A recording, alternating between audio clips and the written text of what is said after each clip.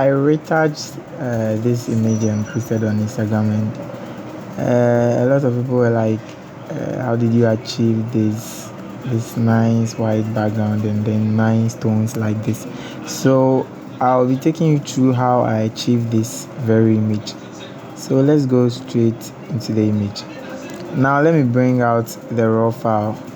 I have the raw file here. Yeah, 5606. Yeah, so this is a raw file. I think I've treated it. Yeah, okay, so this is a raw file without any adjustment. I shot the picture with Canon EOS 6D and then 85mm lens, that is the f1.8 USM. The aperture was f5 and the shutter speed was 1/160 seconds, and the ISO is 100. So I did some little adjustments here to get more contrast in the images, to separate the subject from the background. This image looked dull and pale, so I had to bring in more contrast. So this is all that I did in the basic adjustment. So I reduced the highlight a bit, pushed up the shadows, the white too, and then added more blacks, and then the contrast too. I added a little clarity and then dehazed the image, and then the vibrance too, I went up to 30. Almost all my images I reduce saturation. I don't want like more spilled colors in the image, so I always mostly reduce saturation. Then I went to the color mixer to try and then fix some tones. So let's see what the color mixer is doing. Yeah, a slight change. I pushed the hue of the reds to the oranges side. Yeah, that is a +2, and then I pushed the hue of the oranges to the red side a bit. That is trying to mix it, yeah, for an even tone. And then I reduced their saturation. I reduced the yellows in the image. Yeah, I saw a lot of yellows in the white, so I reduced it due to the temperature I used. Yeah, that is all I did. I think luminous, I didn't touch it. And then the calibration, this is what I did in the calibration. I reduced the saturation of the red primary, reduced the saturation of the green primary, and then I pushed up the saturation of the blue primary, and then pushed the hue to the left side just about 2 points. Yeah, so that is all I did in this image. So let me open the image. Let me open it. Yeah, so we have so many ways of cropping images. I cropped this image 4:5 in the camera raw. That's why you are seeing it this. And then I have some spaces I have to fix here. It's just simple. Content aware can do the job for you. But then before that, you see we are having this this silver stand here, so you have to remove it. You just make a selection of your subject. Let's do this. Because I'm doing an overview, I won't do much in this tutorial. Yeah, so we have our subject selected now, so we can try and then fix the selection. Our focus is on this part.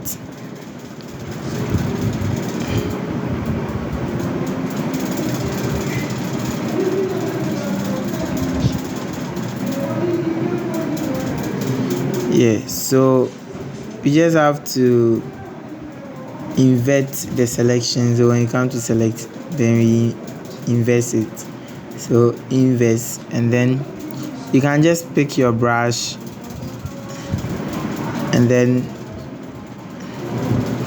create a new layer, sample the color here, and then you can start brushing. Because I'm using because of the settings of my brush, that's why it's coming this way. So let me try and use the clone stamp. You can still use the brush. Yeah, I've done a lot of adjustment to my brush, that's why you're seeing it this way. Yeah, because of the shape dynamics. I've put everything to pen pressure, that's why, and then I'm not pressing hard. So let me come to the clone stamp. I'll just clone this side, and then I have to use this layer rather. Let me come to this and then go to current and below, then sample. So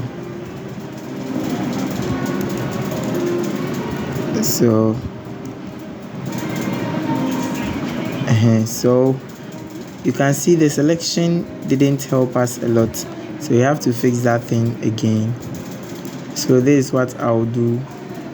I'll reselect and then invert it to select the subject, and then I'll go back to my selection tool. I can use this one, press Alt,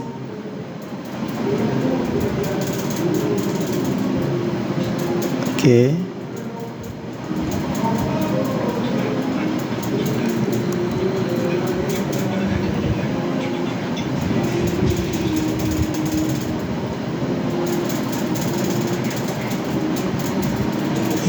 and then we can go back to this side and then clean again.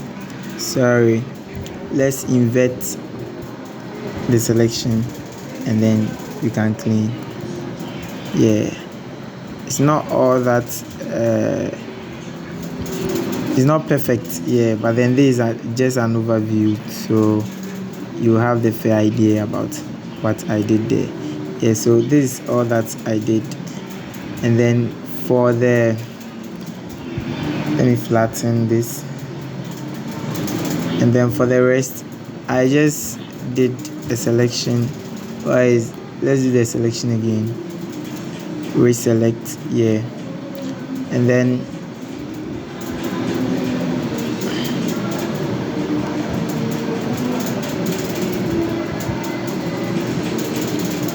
I can use the clone stamp, clone here, and then start brushing. Sorry.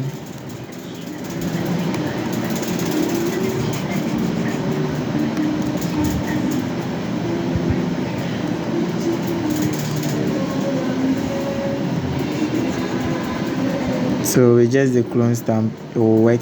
You can also use the content away to, it will also work for you. Yeah, so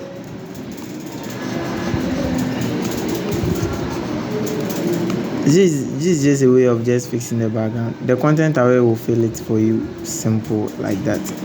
Yeah, so Ctrl+D. Let's go back again, let's select, reselect. You have this side here.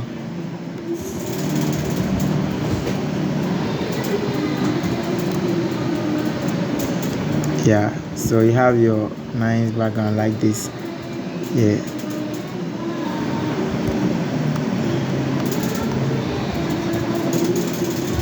okay, so that is all I did with the background.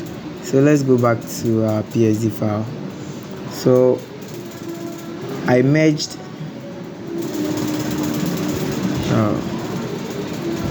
I merged the layers and then went straight to my frequency separation. So let me start from the, why is my machine fucking up? Let me close this one.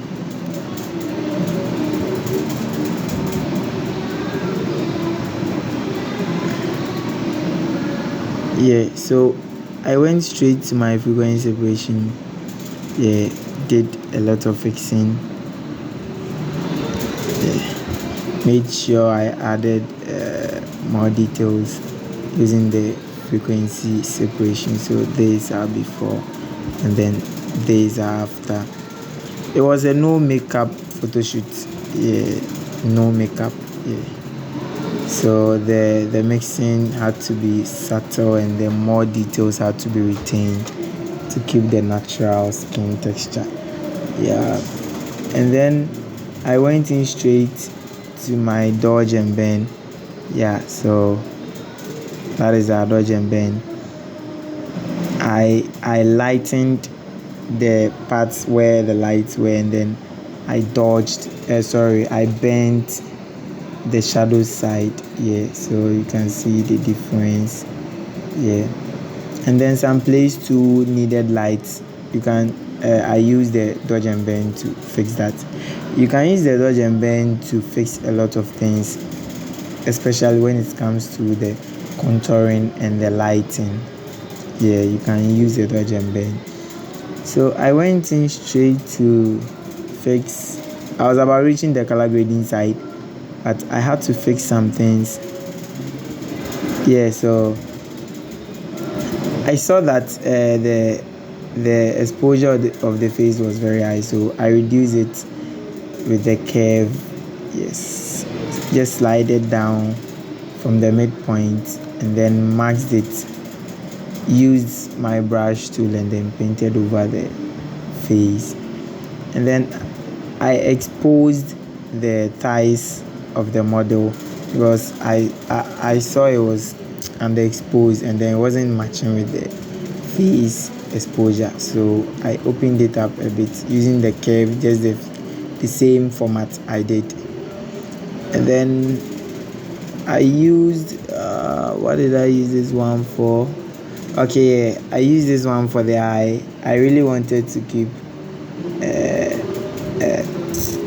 make the eye like very natural. Yeah, so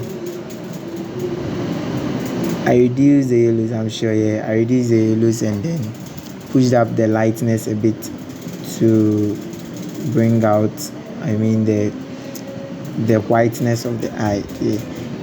I still use my eyes and teeth whitening action because I wasn't feeling it. I wasn't seeing the whiteness very well. So I use my eyes and teeth whitening action to whiten the teeth. So to whiten the eyes.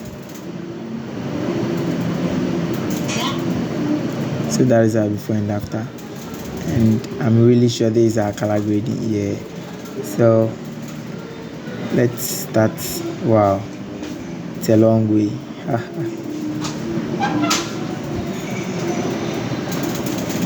So yeah, as I said, I always reduce saturation before color grading. Yeah, so I reduce the yellows and then I reduce the reds. I normally don't like too much yellows in my images. Yeah, so I reduce the yellows and then I balance the colors using the color balance the temperature, the shadows, the midtones, everything. Yeah, so this is what I did in the midtones. I added some reds because I was still feeling there were more yellows in the image. And then the shadows too, I added more blues in the shadows. And the highlights, I added some blues to the highlights just to keep this white background like as white enough. Yeah, as white enough. I went to the selective color. So the blacks, I fixed the blacks, pushed in some blues into the shadows. Yeah, this is what I did in the blacks. And then I added some magenta and then some small reds to the shadows. Yeah. And then the whites, yeah, the whites too, I reduce the yellows in the white, yeah, to keep it as white as it is. And then this one is the skin, yeah, so just one adjustment layer and then the effect. So the reds, I pushed in more reds into the reds using the cyan, and then I added some yellows to the reds, and then pushed in more blacks, that is the blacks of the reds, and then the yellows too, I pushed in more reds into the yellows, and then reduced the yellows of the yellow, and then reduce the blackness or the intensity of the yellows. And then I went to the selective color again. This time around I reduced the yellows in the red, and then reduced the intensity to using the blacks, and then I added some yellows to the yellows. And then I saw the colors were popping well. I went to the gradient map. So I sampled her skin tone and then maxed it and then brushed over it. I'll make a video or a tutorial on how I sample the skin tones very soon. And then I pushed the blending option to color. I duplicated that same layer again, and then this time around I pushed it to multiply.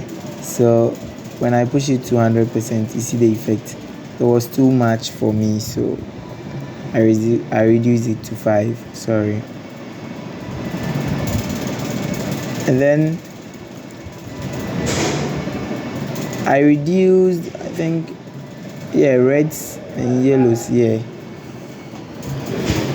I was just imagining like they were becoming more, so I had to reduce it with the hue and saturation.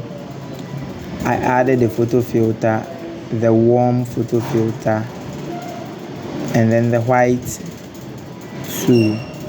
I reduced the opacity of the warm, and then this one will be blue, right? The cooling filter, and I reduced the opacity. I really wanted the chocolate tone, that's why you're seeing more blues in it.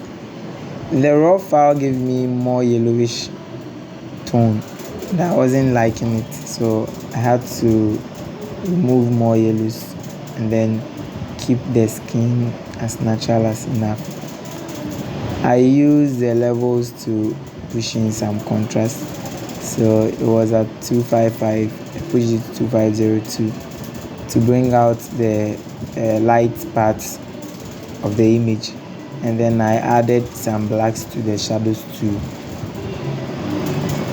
And then my last layer for the color grading,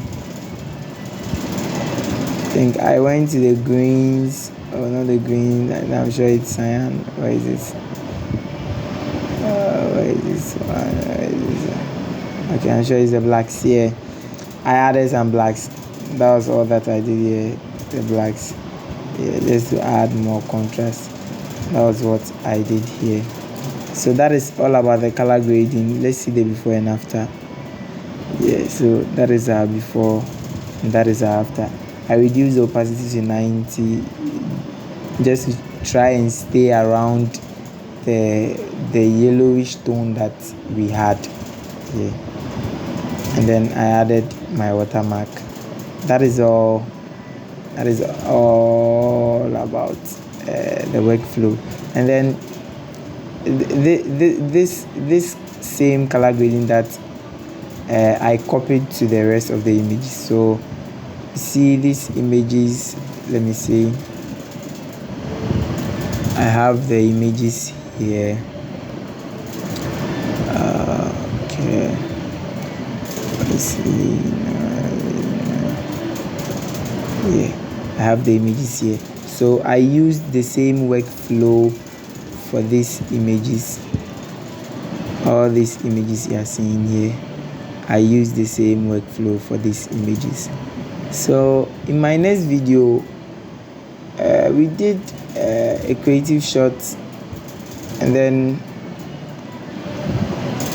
I manipulated the background. So in my next video, I'll surely teach you about how I manipulated the background.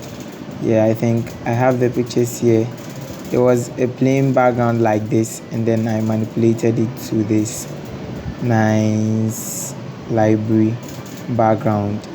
Yeah, so see you in my next video. Thank you very much.